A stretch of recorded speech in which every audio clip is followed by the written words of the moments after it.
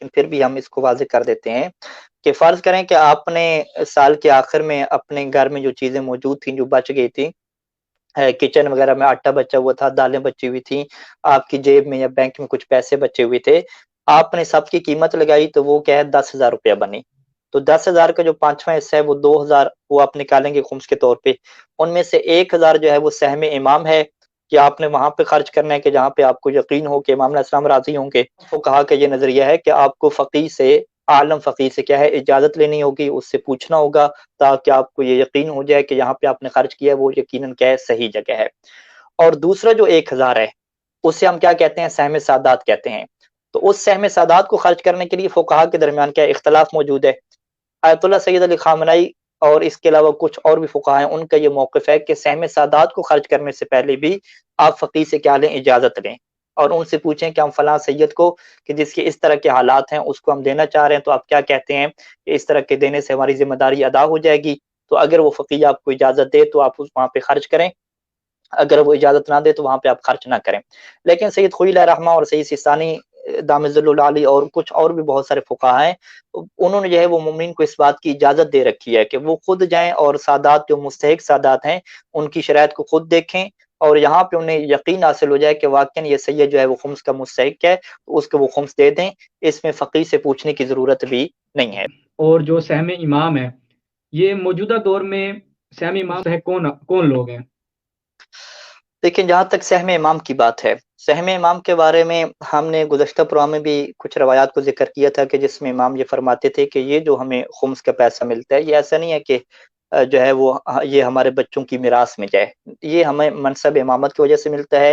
اور امام رضا علیہ السلام نے اس کو لکھا تھا کہ اس کی وجہ سے ہم جو مجبور مومنین ہیں، مضطر اور ضرورت مند مومنین ہیں ان کی ہم مدد کرتے ہیں، اور اس کی وجہ سے ہم دین کی کیا کرتے ہیں، مدد کرتے ہیں.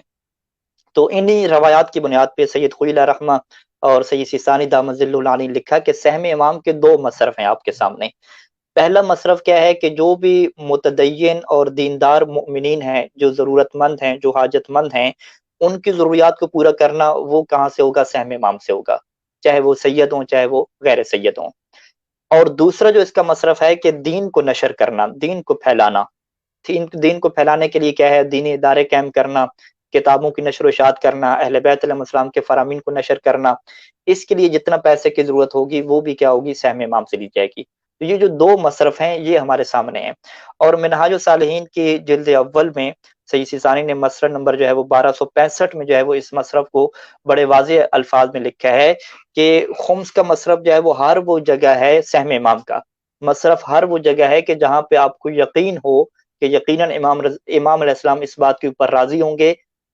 کہ ہم اس کو کیا ہے وہاں پہ کیا خرچ کریں. پھر سید ثانی نے لکھا کہ آج کل کے زمانے میں اگر آپ ہم سے پوچھتے ہیں تو ہم آپ کو بتاتے ہیں کہ امام علیہ السلام کہاں پہ راضی ہیں کہ ان کے حصے کو خرچ کیا جائے. تو سید سیستانی نے یہ لکھا کہ آج کل کے دور میں کہ جہاں پہ دین کی رہنمائی دینے والے لوگ کم ہیں، دین سے رہنمائی لینے والے لوگ بھی کم ہیں، تو آج کل کے دور میں دین کو نشر کرنا،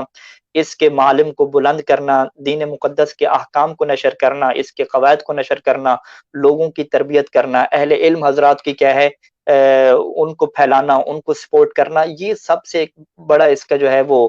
خرچ کرنے کی جگہ ہے کہ جہاں پہ امام علیہ السلام کیا ہے یقیناً کیا راضی ہیں.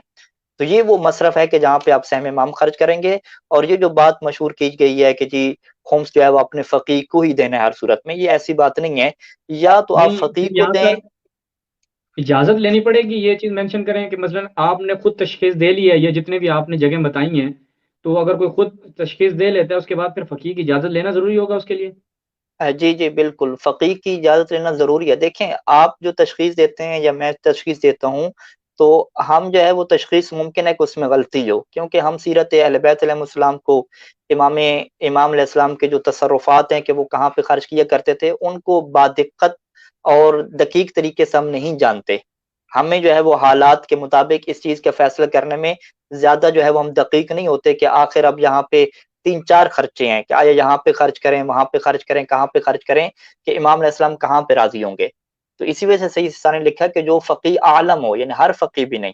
جو فقیہ آپ کی نگاہ میں عالم ثابت ہو اس سے آپ اجازت لیں، اس سے آپ کنفرم کروائیں کہ جس جگہ پہ میں خرچ کرنے جا رہا ہوں کیا یہ ایک ایسی جگہ ہے کہ جہاں پہ امام علیہ السلام راضی ہوں گے. تو اگر وہ فقی ہوں، اجازت دے دے تو آپ وہاں پہ کیا خرچ کریں. تو یہ ایک بہترین ہوں، چیز ہے، ایک احتیاط کا طریقہ ہے کہ بجائے اس کے کہ ہم خود جو ہے وہ نئی ملا بنے اور اپنی سوچ کے مطابق ایک چیز کو معین کریں اور اس میں خرچ کر دیں، اس چیز کی بجائے ہم اس کی ذمہ داری کس کے اوپر ڈال دیں؟ فقی عالم کے اوپر ڈال دیں. ہم ان سے پوچھیں کہ بھئی آپ جو ہے وہ اہل بیت کی سیرت کو زیادہ جاننے والے ہیں، آپ ہمیں بتائیں کہ ہم جس جگہ پہ خرچ کرنا چاہ رہے ہیں کیا امام زمانہ اس بات سے راضی ہوں گے؟ اگر وہ کہیں کہ ہم امام کی سیرت پڑھ کے ہم آپ کو یہ کنفرم کر دیتے ہیں کہ یقیناً امام یہاں پہ راضی ہوں گے، تو ہم اس جگہ پہ کیا خرچ کر سکتے ہیں. اور قیامت کے دن ہم کہہ سکتے ہیں کہ ہمیں تو سیرت اہل بیت کے اتنے زیادہ علم نہیں تھا، لیکن ایک شیعوں کا ہوں، فقیہ تھا کہ جس نے ہمیں یہ تشخیص دی تھی کہ یہاں پہ خرچ کرو گے تو تمہارے امام راضی ہوں گے، ہم نے اس کی اجازت سے، اس کی پرمیشن سے خرچ کیا ہے، تو یقیناً آپ کی ذمہ داری کیا ادا ہو جائے گی.